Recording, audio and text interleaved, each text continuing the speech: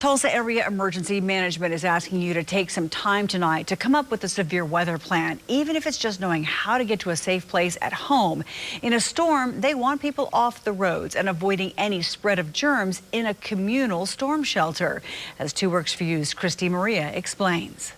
Oklahoma weather is going to do what Oklahoma weather is going to do, and we need to be prepared for that. Spring weather coming at a time when Oklahomans have a completely different issue on their minds.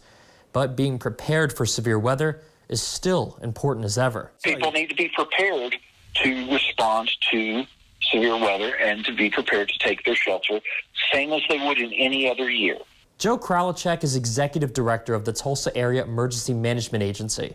He says while families are together at home, away from work and school, they should be setting some time aside to make a severe weather plan. That plan should be how to get somewhere safe in the home or as close by as possible. What we really recommend people do is develop a plan on how they're going to shelter in place against a tornado and weigh their risk carefully, which one is the more imminent threat at that moment, COVID or a tornadic event. During an emergency, the plan for people in rural communities might be to get to a community shelter early on. Those communities are now making special preparations. We're not going to keep people out of a storm shelter for tornadoes bearing down on them. The Kellyville Fire Department has access to the town's community storm shelter at the school. That shelter will remain open with special instructions.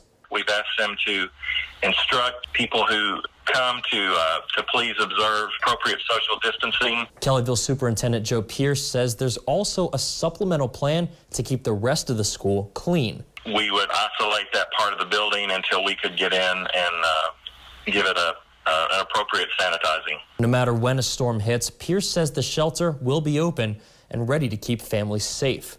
Chris DeMaria, 2 Works for You.